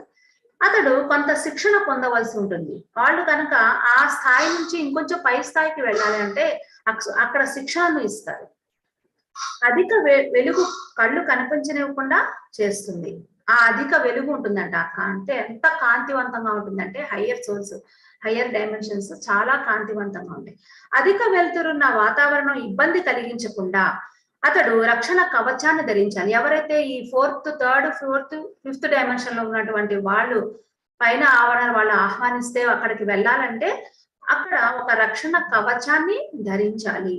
ఉన్నత ఆవరణలోని ఆత్మల కన్నా అతని ఆత్మ కొంచెం బరువుగా ఉంటుంది కనుక అతన్ని తేలిగ్గా ఉండే కవచం అవసరం ఉంటుంది. ఉన్నత ఆవరణలో ఎక్కువ కాలం వాళ్ళు ఉండలేరు, తరచుగా అక్కడికి వెళ్ళలేరు. 5వ ఆవరణ నుంచి 6వ ఆవరణకు మాత్రమే ఒక్కొక్క డైమెన్షన్ అంటే 5th డైమెన్షన్ 6th వరకు వెళ్ళగలుగుతారు. 4th డైమెన్షన్ లో ఉంటే 5th డైమెన్షన్ కి వెళ్ళగలుగుతారు. 3rd డైమెన్షన్ లో ఉంటే 4th వరకే వాళ్ళు వెళ్ళగలుగుతారు. అట్లా ఇలా వెళ్ళగలిగేది కూడా అరుదుగా మాత్రమే, కొద్ది కాలం పాటు మాత్రమే అక్కడ ఉండే అవకాశం ఉంటుంది వాళ్ళకి. ఒకవేళ మేము కింది ఆవరణలకు అంటే 1, 2, 3 ఆవరణలకు వెళ్ళాలనుకుంటే మాకు కూడా రక్షణ కవచం కావాలి. ఒకవేళ ఉన్నత ఆవరణలో ఉన్నారనుకోండి, 5th డైమెన్షన్ 6th 5వ ఆవరణ 6వ ఆవరణ వాళ్ళకి కిందకి 1, 2, 3 ఆవరణలకు వెళ్ళాలని అనుకున్నారు అనుకోండి, వాళ్ళకు కూడా ఒక రక్షణ కవచం కావాలంట. ఈ కవచం మమ్మల్ని దుష్ట చెడు ఆత్మలకు కనిపించకుండా చేస్తుంది. ఏదైతే వీళ్ళు ఆ కవచాన్ని ధరించి కనుక కింది ఆవరణలకు వెళ్ళినప్పుడు ఒక ఆత్మతో వాళ్ళు సంభాషించాలనుకుంటున్నారు, వాళ్ళ సహాయం కావాలని కింద ఆత్మలు పైన ఉన్నటువంటి ఆ ఉన్నత ఆత్మలని హెల్ప్ అడిగారు అనుకోండి, వాళ్ళు వస్తారు వీళ్ళ కోసం. ఎవరైతే వాళ్ళు కోరుకున్నారో వాళ్ళ దగ్గరికి వస్తారు. కానీ ఇక్కడ ఆ పక్కన ఉన్నటువంటి ఆ దుష్టాత్మలు ఎవ్వరికీ కూడా వీళ్ళు వచ్చింది కనిపించకుండా వీళ్ళు ఒక కవచాన్ని వాళ్ళు ధరిస్తారు.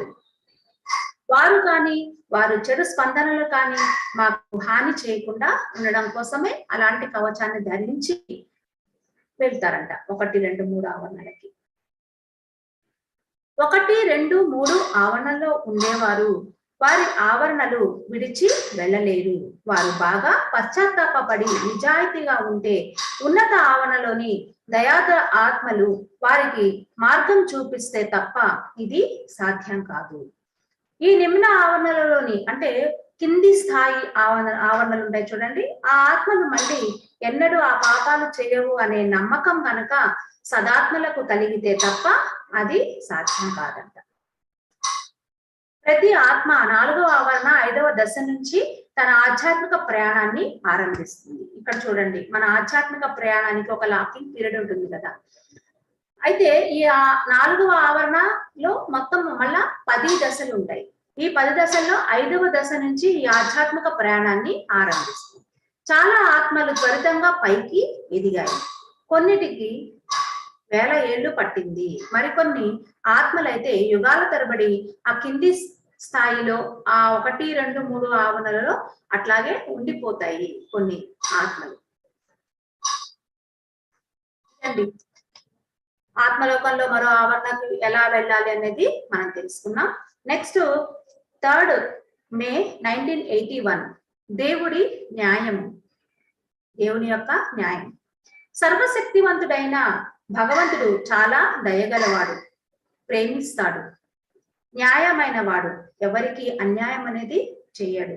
చాలా మంది దేవుడు తమకు అన్యాయం చేశాడని అనుకుంటారు.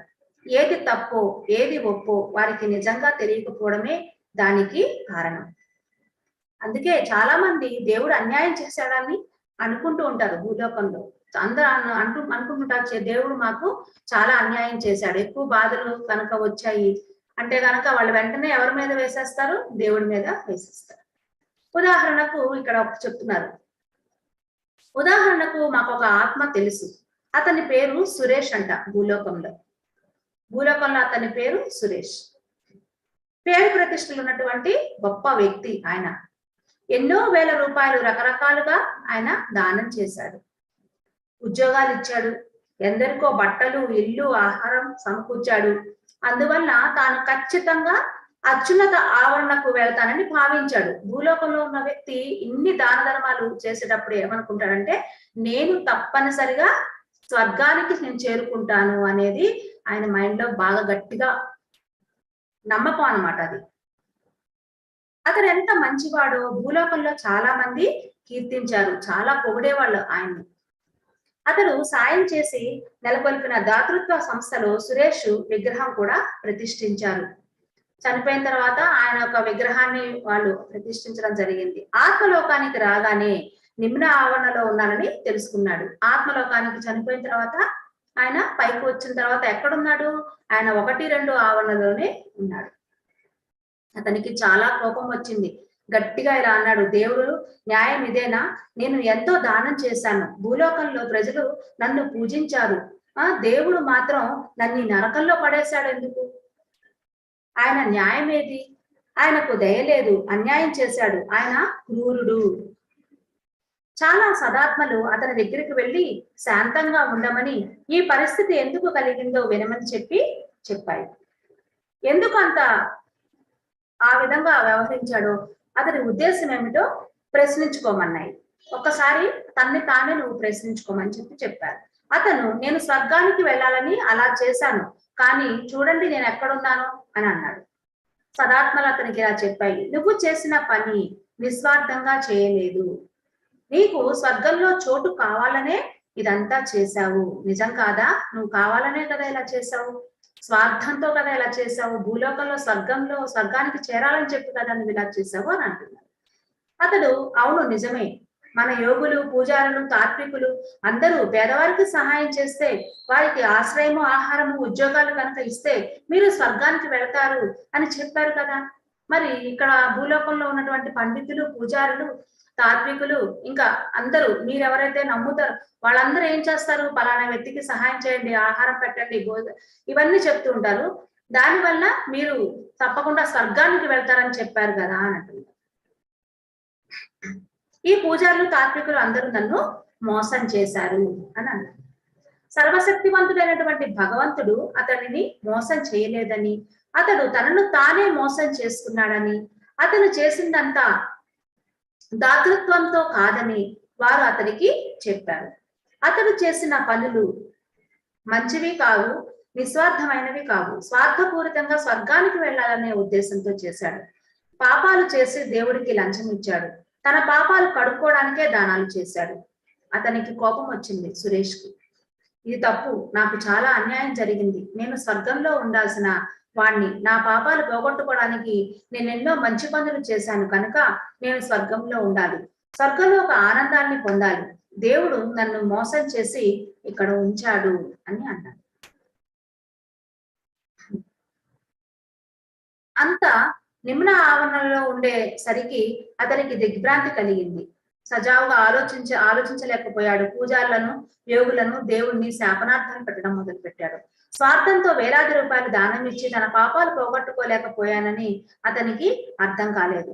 ఎన్ని దాన ధర్మాలు చేసిన పాపాలకు ప్రతిఫలం అనుభవించక తప్పదు. నిజమైన హృదయపూర్వకమైన పశ్చాత్తాపము హాని చేసిన వ్యక్తికి ఏదో రకంగా పరిహారము చెల్లిస్తే తప్ప పాపాలు పోవు. చూసారా, చాలా మందికి తాము వేలాది రూపాయలు విరాళాలు ఇచ్చారు కనుక స్వర్గానికి పోతామనే పొరపాటు అభిప్రాయం ఉందంట. మనము ఎవరికైతే హాని తలపెడతామో అతని దగ్గరికి వెళ్ళి మనం క్షమించమని భూమి మీద మనం కోరుకోవడము, అతనికి ఇంకేదన్నా సహాయం చేయడము చేస్తే తప్ప నీ పాప పరిహారం ఉండదు. కానీ తప్పనిసరిగా నువ్వు వేరే పాప పనులన్నీ చేసి నువ్వు వేరే అందరికీ కూడా దానాలు ధర్మాలు చేసి మరలా నువ్వు తప్పనిసరిగా స్వర్గానికి ఎలా చేరతావు? చేరలేవు కదా. నువ్వు పాపానికి పరిహారం నువ్వు తప్పనిసరిగా చెల్లించాల్సిందే. పైకి వచ్చిన తర్వాత నువ్వు తక్కువ స్థాయి ఆవరణలో నువ్వు బాధలు పడాల్సిందే. వేలాది రూపాయలు విరాళాలు ఇచ్చావు కనుక స్వర్గానికి పోతాం అనే పొరపాటు అభిప్రాయం ఉంటుంది. ఆ ఉద్దేశంతో మంచి పనులు చేస్తే స్వర్గాన్ని చూడడానికి కూడా నోచుకోరు. స్వర్గద్వారానికి కూడా ఎప్పటికీ మీరు చేరుకోలేరు. స్వర్గాన్ని కాదు కదా, ఆ స్వర్గ ద్వారం దగ్గర కూడా మీరు రాలేరు అని చెప్పేసి చెప్తున్నారు. సో కాబట్టి దేవుడు న్యాయము చాలా పర్ఫెక్ట్ గా ఉంటుంది. అంటే దేవుడు అంటే ఇక్కడ అంతరాత్మ మనం చేసిన పాపాలు ఏవైతే ఉంటాయో వాటికి మనము పరిహారం చెల్లించుకోవాలంటే నిజంగా పశ్చాత్తాప పడాలి. నేను చేశాను, ఈ పాపం నేను చేశాను అని నిజంగా హృదయపూర్వకంగా పశ్చాత్తాపం పడి మనము ధ్యానం చేయాలి. మనం ఎలా చెల్లించుకోవాలి, ఈ పాపాలన్నింటినీ మనం ఎలా కడుక్కోవాలి? సరే, ధ్యానంలోకి రాకముందు మనం ఎన్నో చేసి ఉండవచ్చు, తెలిసి తెలియని పాపాలు మనం చేసి ఉండవచ్చు. ఇప్పుడు మనం పశ్చాత్తాపం పడి ఆ సోల్స్ ని ఇన్వైట్ చేసుకోండి మాస్టర్స్. ఎవరికైతే మీరు పాపం చేశాను అని అనిపించిందో వాళ్ళ ద్వారానే కదా మీరు అందరూ కూడా పాఠాలు నేర్చుకున్నారు. అది జరగకపోయి ఉంటే మీరు ఈ రోజు ఈ క్షణం ఇక్కడికి వచ్చి ఉండేవాడు కాదు కదా. ఈ విధంగా మనం ధ్యానం చేసేవాళ్ళం కాదు కదా. సో కాబట్టి మనల్ని ఇంత ఎదిగేలా చేసింది ఎవరు అంటే ఆ యొక్క పరిస్థితులు, ఆ యొక్క వ్యక్తులు. ఆ వ్యక్తుల ద్వారానే, ఆ పరిస్థితుల ద్వారానే ఆ యొక్క మానసిక బాధలు, ఆరోగ్యకరంగా అనారోగ్యమైనటువంటి బాధలన్నీ కూడా మనల్ని ఈ రోజు ఈ స్థితికి తీసుకొని వచ్చాయి. ఈ క్షణంలో మనం అందరం కూడా కళ్ళు మూసుకొని ధ్యానం చేస్తున్నాము. ధ్యానం ద్వారా జ్ఞానాగ్ని దగ్ధ కర్మాణం. ఎప్పుడైతే ఆ జ్ఞానం అంతా నేను పశ్చాత్తాప పడి వాళ్ళకి ఆ సోర్స్ కి మనం కళ్ళు మూసుకొని క్షమాపణ చెప్పచ్చు మాస్టర్స్. ఈ క్షణంలో మనము కళ్ళు మూసుకొని పశ్చాత్తాపంతో వాళ్ళని నేను బాధ పెట్టాను అని అనుకున్నప్పుడు మనం వెంటనే కళ్ళు మూసుకొని ఏం చేయాలి? వాళ్ళ సోల్స్ కి మనం హృదయపూర్వకంగా గనక క్షమాపణ, మనం ధ్యానంలో కూర్చున్నప్పుడు వాళ్ళందరి సోల్స్ ని ఇన్వైట్ చేసి వాళ్ళ క్షమాపణ చెప్పుకుంటే హృదయపూర్వకంగా చాలు. అదే మనం చేసుకున్నటువంటి ఒక గొప్ప స్థితిలోకి మనం వెళ్ళడం అన్నమాట. అంటే ఇక్కడ నుంచి మనము అలాంటి తప్పుడు పనులు కానీ అలాంటివి కానీ మనం ఎప్పటికీ మనం చేయము అని వారిని క్షమించమని చెప్పి ఇక్కడి నుంచి మన ప్రయాణం ఎలా ఉంటుంది? చాలా అద్భుతంగా ఉంటుంది. జీవితంలో ఎప్పుడైనా సరే మనము జీవించాలి, ప్రతి క్షణము జీవించాలి. ఏ వ్యక్తిని కూడా బాధ పెట్టకూడదు. ఒకవేళ ఆ వ్యక్తి మనల్ని బాధ పెడుతున్నాడు అంటే గత జన్మలో ఆల్రెడీ నువ్వు ఏదైతే చేసి ఉన్నావో అదే నీ దగ్గరికి వచ్చింది. కాబట్టి ఆ వచ్చిన ఆ బాల్ని మనం ఏం చేసుకోవాలి? మన దగ్గరే ఉంచుకోవాలి. తిరిగి మళ్ళా మనము వాళ్ళని తిడుతున్నాము, వాళ్ళని చేస్తున్నాము అంటే మళ్ళా తిరిగి మనకు అదే సిచ్యువేషన్ మనకు కావాలని అప్లికేషన్ పెట్టుకోవాలి. సో అలాంటి అప్లికేషన్స్ మనము ఈ క్షణం నుండి పెట్టుకోవద్దు. ఏది జరిగినా అది మన మంచికే, ఏది వచ్చినా అది మన మంచికే. నేను సరి, అందరూ సరి, అంతా సరి. అందరూ కరెక్ట్ గా ఉన్నారు, నేను కరెక్ట్ గా ఉన్నాను, నా చుట్టుపక్కల వాళ్ళందరూ కూడా వాళ్ళ స్థితుల్లో వాళ్ళు కరెక్ట్ గానే ఉన్నారు. సో కాబట్టి ఈ క్షణంలో మనము ఆ సోర్స్ అన్నిటికీ కూడా మనం క్షమాపణ చెప్పుకున్నాము. 4th May 1981 ఆత్మలతో మాట్లాడడం. మనం ఆల్రెడీ ఈ టాపిక్ మనం మాట్లాడుకున్నాం గతంలో. ఆత్మలతో ఏ విధంగా మాట్లాడుకోవాలి? మేము ఇక్కడ ఉన్నాము, మీరు అక్కడ ఉన్నారు, అయినా మేము మిమ్మల్ని చూడగలము, మేము మాట్లాడగలము, మీ యొక్క ఆలోచనలను మేము చూడగలుగుతాం. చాలా మందికి ఈ విషయం తెలియదు. కొద్ది మంది మాత్రమే మాతో మాట్లాడగలరు, అందరూ మాట్లాడలేదు కదా. ఆత్మలోకంలో ఉన్నటువంటి వాళ్ళందరితోటి మాట్లాడడానికి మనకు అర్హత ఉండాలి. అర్హత ఉంటేనే అది మనము వాళ్ళతోటి సంభాషించగలుగుతాం. కొంతమంది మాత్రమే భూలోకంలో వాళ్ళు మాతోటి మాట్లాడుతుంటారు. మేము అక్కడ ఉన్న ఆత్మలోకంలో ఉన్నటువంటి వాళ్ళు ఆనందపడతారంట. భూలోకంలో జీవిస్తున్నటువంటి మనుషులు వీళ్ళు మాట్లాడితే కనుక ఆ అవకాశం ఉండి వాళ్ళు కనెక్టివిటీ వచ్చింది అనుకోండి, వాళ్ళు కనుక మాట్లాడితే ఆత్మలోకంలో ఉన్నటువంటి వాళ్ళు చాలా ఆనందపడతారు. ఆత్మలోకంలోని వారితో భూలోకంలోని వారు మాట్లాడుతున్నారు అంటే వారు నిజంగా దెయ్యాలని, చాలా తప్పు అని, అలా చేయడం వల్ల హాని జరుగుతుందని భూలోకంలో అనుకుంటూ ఉంటారు. అందరూ అంటారు, ఓ నీతో ఆత్మ మాట్లాడింది అయితే అది దెయ్యం అని అనుకుంటూ ఉంటాం. అలాంటి భ్రమల్లో ఉన్నాము, అవన్నీ చాలా తప్పు అని చెప్తున్నారు. వాళ్ళతో మాట్లాడితే మనకి హాని జరుగుతుంది అనేది కూడా చాలా తప్పు. ఇది పూర్తిగా అసత్యం. ఆత్మలోకంలోని వారితో మాట్లాడడం మంచిది కాదని అనుకోవడం తప్పు. ఆత్మలోకంలోని వారితో మాట్లాడడం తప్పని కొంతమందిని బలవంతంగా వాళ్ళు భూలోకంలో ఉన్న వాళ్ళు నమ్మిస్తారు. ఇలా చేయడం వలన ఆత్మలమైన మాకు ప్రగతి ఉండదని, మా ఆత్మలు మళ్ళీ భూలోకానికి చేరతాయని వాళ్ళు అనుకుంటారు. ఇవన్నీ పొరపాటు భావాలు. దీన్ని భిన్నంగా సర్వశక్తివంతుడైనటువంటి భగవంతుడు, ఉన్నత సదాత్మలు కూడా భూలోకం వారితో మేము మాట్లాడడానికి అనుమతి అడిగితే చాలా సంతోషిస్తారంట వాళ్ళు. ఆత్మలోకంలో ఉండే మాలో కొందరు మా ప్రియతములు తప్పు చేయకుండా వారిని ఇంప్రెస్ చేయవలసి ఉంటుంది.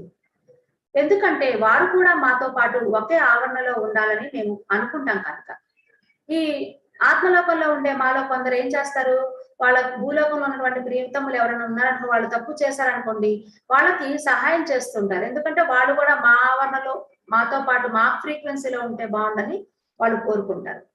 కనుక మా ఆలోచనలు వారికి తెలియచెప్పే సమయంలో మేము చాలా కష్టాలని ఎదుర్కొంటాం. చాలా సార్లు భూలోకంలోని వారికి ఒక అభిప్రాయం తెలియచేయడానికి ఎంత కష్టపడ్డా చిన్న ఆలోచనని కూడా మేము మీకు చెప్పలేము. పైన ఆత్మలోకంలో ఉన్న వాళ్ళు కానివ్వండి, మీ గైడింగ్ మాస్టర్స్ కానివ్వండి, మీకు సర్వ విధాలుగా ప్రయత్నాలు చేస్తుంటారు. చూడండి, మనకు ఒక్కొక్కసారి వాళ్ళ నుంచి ఎట్లాంటి అంటే మనకు డైరెక్ట్ గా వాళ్ళు కనిపించకుండా ఒక పుస్తకం రూపంలో రావచ్చు.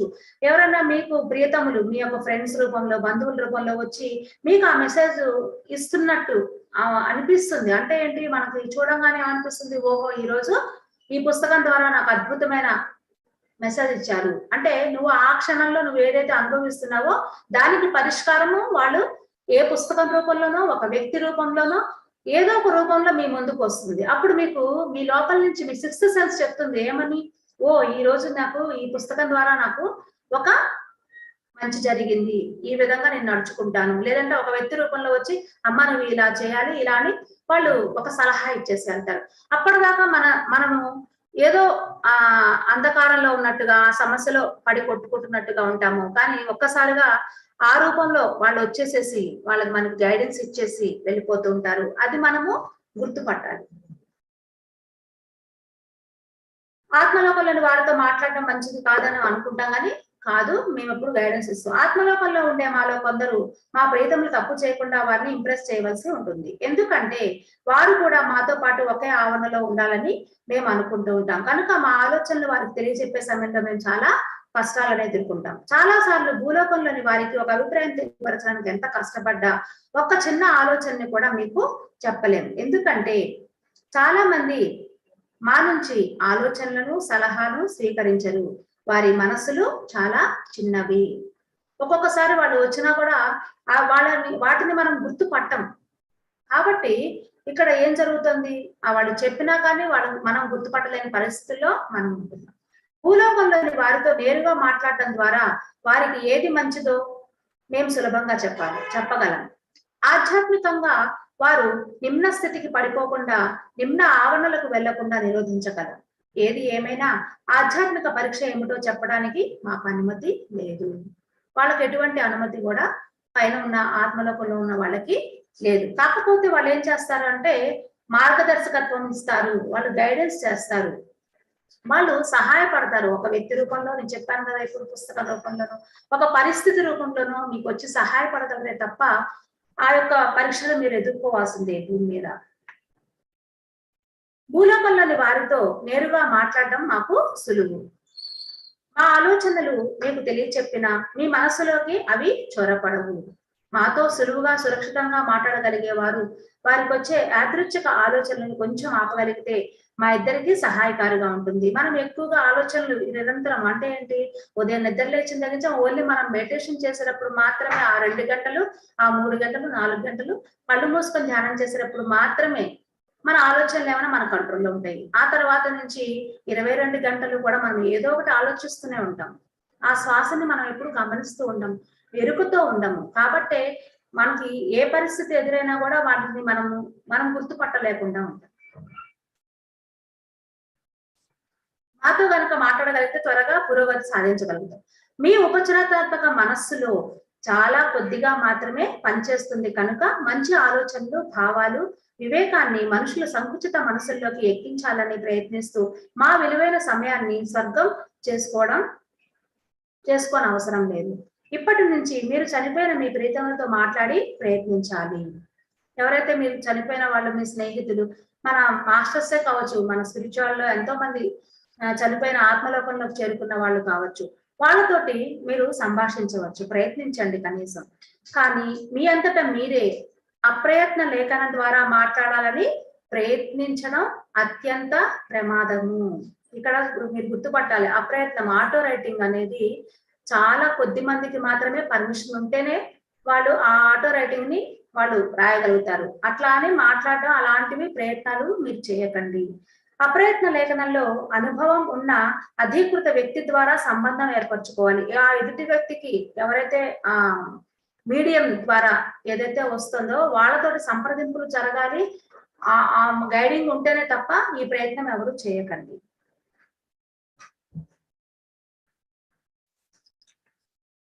సో ఈ విధంగా మనము ఆత్మలతోటి కొంతమందికి ధ్యానాలు చేస్తూ ఉంటారు. 2 గంటలు, 3 గంటలు, 4 గంటలు, 5 గంటలు అలా ధ్యానం చేసేటప్పుడు ఆ గైడింగ్ మాస్టర్సే కావచ్చు, యాంజల్సే కావచ్చు, ఎన్నో డైమెన్షన్స్ లో ఉన్నటువంటి సర్వశక్తివంతమైనటువంటి ఆ యొక్క మాస్టర్స్ మీకు ఒక మెసేజ్ రూపంలోనో లేకపోతే తోడే ద్వారానో వాళ్ళు మెసేజ్లు పంపిస్తూ ఉంటారు. అవి మనం వింటూ ఉంటాము. అది కొంతమందికి మాత్రమే జరుగుతూ ఉంటుంది. తోడే అందరికీ కూడా ఓపెన్ ఉండదు. సో ఆత్మలతో మాట్లాడటము మీరు ప్రాక్టీస్ చేయండి. చేస్తూ ఉంటే ఏమో చెప్పలేము, జరగచ్చు. కొంతమంది మాట్లాడుతూ ఉంటారు, కొంతమందికి అది అసలు ఏమీ కలగలేదండి, నాకు అటువంటి అనుభూతి రాలేదండి అంటూ ఉంటారు. ఏమో అవన్నీ గత జన్మలో మీకు అయిపోయి ఉండొచ్చు, ఈ జన్మలో మళ్ళా కొత్తది నేర్చుకుంటూ ఉండొచ్చు. అవునా అండి? నెక్స్ట్ 5th May 1981లో ఆవరణలు ఎలా పనిచేస్తాయి?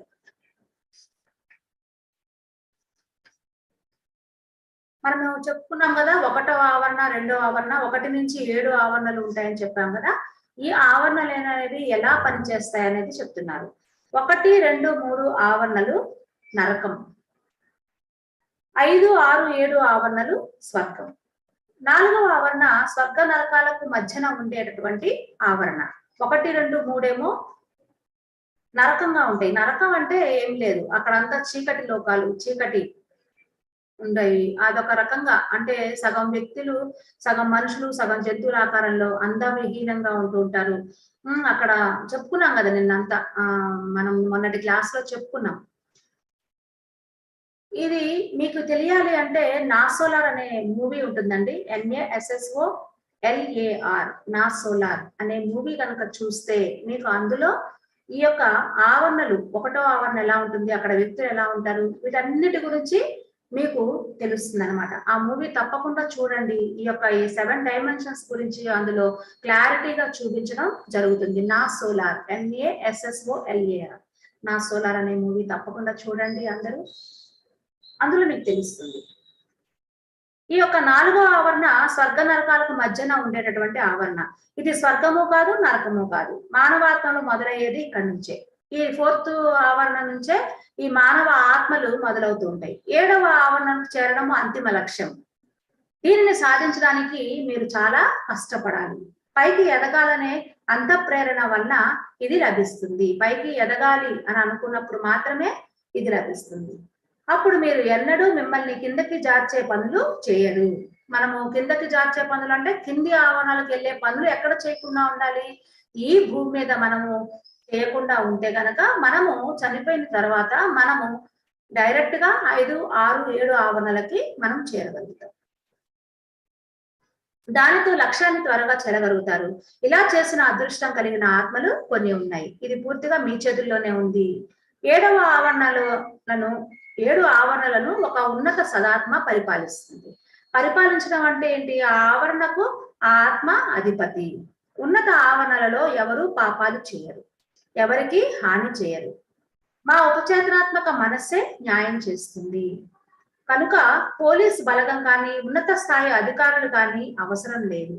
అయితే కొన్ని పనులు చేయడానికి మాకు అనుమతి అవసరం ఉంటుంది.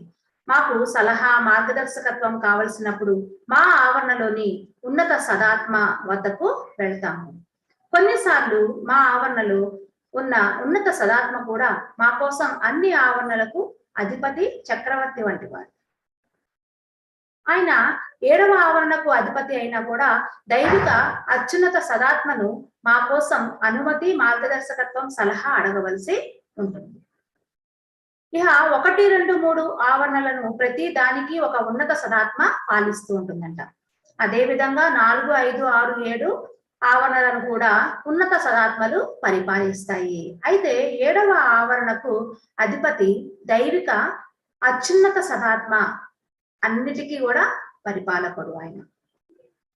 మేము కింది ఆవరణలకు వెళ్ళలేము. ఒకవేళ వెళ్ళవలసి వస్తే మాకు రక్షణ కావాలి. అక్కడ చెప్పుకున్నాం కదా ఇంతకు మనము ఆవరణలో ఎలా ఉంటుందని. అక్కడ వాతావరణం బాగుండదు. ఆ చీకటికి మా కళ్ళు అలవాటు పడాలి. చాలా చీకటిగా ఉంటుందంట 1, 2, 3 ఆవరణలు. చెడు స్పందనలు, పాపపు ప్రభావాలు మా పైన పడి మాకు వ్యాకులంగా, ఇబ్బందిగా ఉంటుంది. అందువల్ల ముఖ్యంగా 1, 2, 3 ఆవరణలకు వెళ్ళినప్పుడు మేము కొన్ని ముందు జాగ్రత్తలను మేము తీసుకుంటాము. మేము 1, 2 ఆవరణలకు వెళ్ళినప్పుడు మమ్మల్ని అదృశ్యం చేసే కవచాన్ని ధరిస్తాం చాలా వరకు. అప్పుడు ఆ ఆవరణలోని చెడు ఆత్మలు మమ్మల్ని చూడలేవు. మీరున్న ఆవరణ నుంచి ఒక పై ఆవరణకే మీరు వెళ్ళగలుగుతారు. ఒక ఆవరణ కన్నా పైకి సందర్శించలేరు మీరు. ఒక ఆత్మ కనుక సాయం కోరితే వారిని బాగు చేయడానికి అన్నిటికన్నా కింది ఆవరణకి మనం చేరవచ్చు. మమ్మల్ని పిలిచిన వారికి తప్ప మేమెవరికి కనిపించకూడదు. లేకపోతే ఆ భయంకర ఆత్మలు మాకు హాని చేస్తాయి లేదా మాపై దాడి చేస్తాయంట. ఆ చెడ్డ ఆత్మలు మమ్మల్ని పట్టి బంధించి బందీలుగా చేసి మానసికంగా హింసిస్తాయి. ఆ చెడ్డ ఆత్మలు మాకు భౌతిక శరీరం ఉండదు కనుక భౌతికంగా ఏమీ చేయలేవు. ఒకవేళ మేము వారికి బందీలుగా చిక్కితే ఉన్నత సదాత్మలు చాలా మంది కిందకు వచ్చి మమ్మల్ని విముక్తుల్ని చేయాలి. అందుకని వారికి కనిపించకుండా ఉండడమే ఉత్తమము. అలా వీలు కాని పక్షంలో అటువంటి ప్రదేశాలకు వెళ్లకుండా ఉండటము మంచిది. ఎందరో సదాత్మలు తమ సమయాన్ని 1, 2, 3 ఆవరణలో గడుపుతూ ఉంటారు. అక్కడ వారికి సలహాలు, మార్గదర్శకత్వం ఇస్తూ వారిని బాగు చేస్తూ ఉంటారంట. ఉన్నత ఆవరణలో 5, 6, 7 ఆవరణలో ఉన్న వాళ్ళు ఎక్కువగా ఈ కింది ఆవరణలో ఎవరైతే వాళ్ళు కోరుకుంటున్నారో వాళ్ళ దగ్గరికి వెళ్ళి వాళ్ళు ఎప్పుడు కూడా సహాయం చేస్తూ ఉంటారు. 1వ ఆవరణలోని ఆత్మలు చాలా అరుదుగా సహాయం కోరుతారు. ఉన్నత సదాత్మలు 1వ ఆవరణలోని ఆత్మలకు సహాయం చేయడానికి సిద్ధంగా ఉన్నా ఈ ఆత్మలు చెడు మార్గంలో ఎంతగా లీనమై ఉంటారంటే చికిత్స అసాధ్యం అవుతుందంట. అక్కడ వాళ్ళు పెద్ద రూమ్స్ ఉంటాయి. అక్కడ అన్ని కూడా ఈ ఆత్మలను తీసుకుని వెళ్ళి వాళ్ళకి చికిత్స చేస్తూ ఉంటారు. ఒకవేళ వాళ్ళు నిజాయితీగా పశ్చాత్తాపం ప్రకటించకుండా వారికి సహాయం చేస్తే వాళ్ళు చేసిన పాపాలే మళ్ళీ ఆ పాపాలే చేస్తూ ఉంటారు. వాళ్ళు వందలాది సంవత్సరాలు 1వ ఆవరణలోనే గడుపుతారు. 2వ ఆవరణ, 3వ ఆవరణలోని ఆత్మలకు సదాత్మలు సాయం చేయడానికి వెళ్ళి వారిని పైకి తీసుకుని వస్తారు. ఒక ఆత్మ కనుక తన తప్పులు తెలుసుకొని నిజాయితీగా పశ్చాత్తాపడి సహాయం కోరితే అతడి సాయానికి సదాత్మలు ఎందరో తరలి వెళ్తారు. ఈ రకంగా 2, 3 ఆవరణలోని ఎన్నో ఆత్మలకు పైకి ఎదిగే అవకాశం వచ్చింది. కానీ 1వ ఆవరణలోని ఆత్మలకు పైకి ఎదిగే అవకాశం చాలా తక్కువగా ఉంటుంది. 5, 6, 7 ఆవరణలోని ఆత్మలకు తామున్న చోటే ఉండడం కానీ పైకి ఎదగడం కానీ వాళ్ళ ఇష్టం అంట. ఆ పై ఆవరణలో ఉన్నత సదాత్మలు వాళ్ళకి చాలా అందంగా ఉంటుంది కదా ఆ ప్రదేశం అంతా, వాళ్ళ ఇష్టం మీద ఆధారపడి ఉంటుంది. పురోగతి నిదానంగా స్థిరంగా ఉండే ఆత్మలోకంలోనే వాళ్ళు ఉండవచ్చు. పురోగతి చాలా నిదానం అయినా వాళ్ళు కిందకి మాత్రం వెళ్ళరనే హామీ ఉంటుంది. వాళ్ళు తమకేది ఇష్టమైతే అది చేయవచ్చు. ఎవరిపైన కూడా బలవంతం ఉండదు. ప్రతి వారు తమకిష్టమైన పనిని తాము చేయవచ్చు. అయితే ఇది ఆ ఆత్మ సామర్థ్యానికి లోబడి ఉండాలి. లేకపోతే వారి ఉపచారాత్మక మనస్సే వారిని నిలిపివేస్తుంది. ఎవరి ఇష్టం వారిది, ఏ పని కావాలంటే ఆ పని చేయొచ్చు. తొందరగా ఎదగాలి అని కోరుకుంటే మళ్ళీ జన్మ కూడా భూమి మీద జన్మ తీసుకొని మరలా వాళ్ళు ఇంకా ఉన్నత ఆవరణకి వెళ్ళాలని వారు కోరుకోవచ్చు. సో మై డియర్ ఫ్రెండ్స్, ఈ రోజు మనం ఎన్నో విషయాలని మనం తెలుసుకున్నాము. మరలా రేపటి క్లాస్ లో మళ్ళీ మనం కలుసుకుందాము. Okay masters, thank you very much.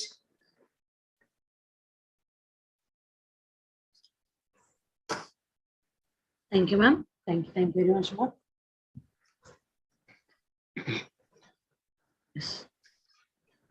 Wonderful knowledge ని అందిస్తున్నారు. మరి డివైన్ వరల్డ్స్ లో ఆత్మతలాలలో మరి ఎన్నో అద్భుతమైన విషయాలని మరి ఈ అత్యద్భుతమైన జ్ఞానం ద్వారా, ఈ వర్క్షాప్ ద్వారా మరి మా అందరికి అందిస్తున్నందుకు thank you ma'am. Thank you very much. So masters, మరి ఈ రోజు వరకు జరిగిన టాపిక్ వరకు మరి మీకు ఏమైనా డౌట్స్ ఉంటే మరి హ్యాండ్ రైజ్ చేసి మాస్టర్స్, మేడం మరి నేను అన్మ్యూట్ చేశాను, మేడంతో మాట్లాడొచ్చు.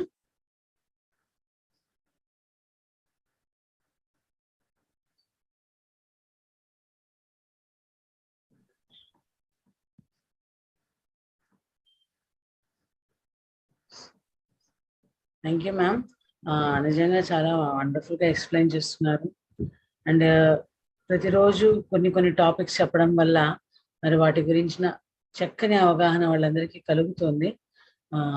ఎస్, వెంకటేశ్వరరావు గారు ప్లీజ్ అన్మ్యూట్ చేసుకొని మాట్లాడండి. నమస్తే మేడం గారు. ఇప్పుడు 1, 2, 3 డైమెన్షన్స్ మన ఏంటి ఇవని చెప్పారు కదా ఇందాక మీరు చదవటంలో. అంటే ఇప్పుడు థర్డ్ డైమెన్షన్ లో వెళ్తున్నప్పుడు థర్డ్ డైమెన్షన్ కూడా మనం ఏమంటారు దాన్ని చీకటి లోకమేనా? లేదండి, ఇప్పుడు మనం ఉంటే భూమి అండి. అవును. లేదండి, మన భూమి డైమెన్షన్ వేరే. మనం ఆత్మలోకంలోకి వెళ్ళిన తర్వాత అక్కడ తలాలు వేరే ఉంటాయండి. Okay okay. ఇప్పుడు మీరు చెప్పిన డైమెన్షన్స్ ఏతున్నాయో, తలాలు ఏతున్నాయో అవి ఎర్త్ సంబంధం లేదా? ఎర్త్ తో కాదు, ఈ ఎర్త్ భూమి మనము థర్డ్ డైమెన్షన్ లో ఉన్నాము. కానీ మనం చనిపోయిన తర్వాత నుంచి 1 to 7 డైమెన్షన్స్, అందులోపల మళ్ళా దశలు వేరే. ఉన్నటువంటి భూమి థర్డ్ డైమెన్షన్ సంబంధించినట్టుగా, అంటే మీకు ఇంత చెప్పాను, 4th డైమెన్షన్, 4వ ఆవరణ ఏదైతే ఉంటుందో అది అచ్చము భూమిది పోలినట్టుగానే ఉంటుంది. అక్కడ నరకము స్వర్గము అనేది రెండు ఈక్వల్ గా ఉంటుంది. సేమ్ భూమిలానే చెప్పాం కదా, అంటే భూమిని పోలినటువంటి ఆ వాతావరణం అక్కడ ఉంటుంది అన్నమాట. ఓకే. ఇప్పుడు ఎర్త్ నరకము కాదు, స్వర్గము కాదు అన్నమాట. ఏది ఇప్పుడు మనం ఉంటున్న భూమి? అవును. ఉన్న భూమి మనం నేర్చుకునేటటువంటి పాఠశాల. ఇక్కడ స్వర్గము నరకము అనేది మనము ఊహించుకుంటాము. మనకు నరకం అలా ఉంటుంది పైకి వెళ్ళిన తర్వాత. నేను చెప్పేది పైన చనిపోయిన తర్వాత ఈ 1 నుంచి 7 ఆవరణలు ఉంటాయని చెప్పాను కదా. ఈ 7 ఆవరణలో 4వ తలం, 4వ ఆవరణలో అచ్చం మనం భూమి లాగే ఉంటుంది. వెలుతురు అంటే చీకటి వెలుతురు రెండు ఉంటాయి. కానీ మిగతా కింద 3 డైమెన్షన్స్, 3 ఆవరణలు ఏవైతే ఉంటాయో అక్కడ చీకటిగా ఉంటుంది. Okay okay okay. అంటే ఇప్పుడు మనము మనిషి మన శరీరం వదిలిపెట్టిన తర్వాత ఏ ఆవరణకి వెళ్తున్నాడు? 1, 2, 3 ఆవరణ కాకుండా 4 వెళ్తాడా? ఎట్లా అనుకోవాలి? జీవితంలో ఇక్కడ భూమి మీద మీరు జీవించిన జీవితాన్ని బట్టి వాళ్ళ యొక్క ఫ్రీక్వెన్సీ ఇక్కడ ఏదైతే మీరు సంపాదించుకున్నారో, మీరు సపోజ్ ఆధ్యాత్మికంగా మీరు మంచి జీవితాన్ని జీవించారండి, మంచిగా మెడిటేషన్ చేశారు, మనకు తెలిసి తెలియకుండా ఎన్నో పాపాలు చేశారు, మంచి జీవితాన్ని జీవించారు. ఇక్కడ నుంచి మీరు అద్భుతమైనటువంటి మీరు పశ్చాత్తాపడి నేను ఇక్కడ నుంచి నేను మారాలనుకుంటున్నాను, నేను నా జీవితంలో మెడిటేషన్ చేయాలి, నాన్ వెజ్ అంతా మానేసేయాలి, నేను అద్భుతంగా ధ్యాన ప్రచారం చేయాలి అనుకుంటున్న వాళ్ళందరూ కూడా ఎక్కువ హయ్యర్ డైమెన్షన్స్ కి వెళ్తుంటారు. 5th తర్వాత నుంచి వెళ్తుంటారండి, 5th, 6th, 7th. Okay okay okay. So earth కాకనే 1, 2, 3, 4 డైమెన్షన్స్ ఉన్నాయంటారు మీరు అనేది? అవునండి. చనిపోయిన తర్వాత 1st నుంచి 7th వరకు అన్ని డైమెన్షన్స్ ఉంటుంది. కాకపోతే ఆ యొక్క ఆవరణ మీరు ఇక్కడ భూమిని పోలినటువంటి భూమి లాగానే ఉంటుంది అక్కడ కూడా 4వ ఆవరణ. 4th డైమెన్షన్ అది. 4th ఆవరణ, 4వ ఆవరణ.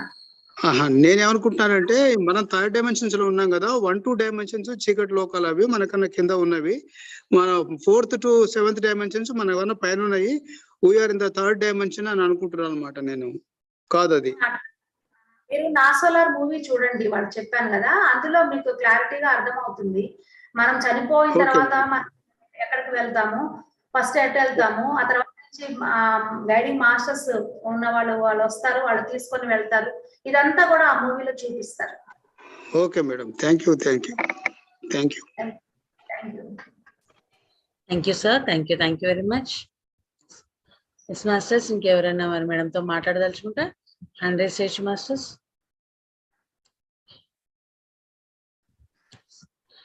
థ్యాంక్ యూ మ్యామ్, అద్భుతమైన విజ్ఞానాన్ని మరి ఇచ్చినందుకు, పంచుతున్నందుకు లైట్ వర్కర్స్ అందరి తరపున హృదయపూర్వక కృతజ్ఞతలు.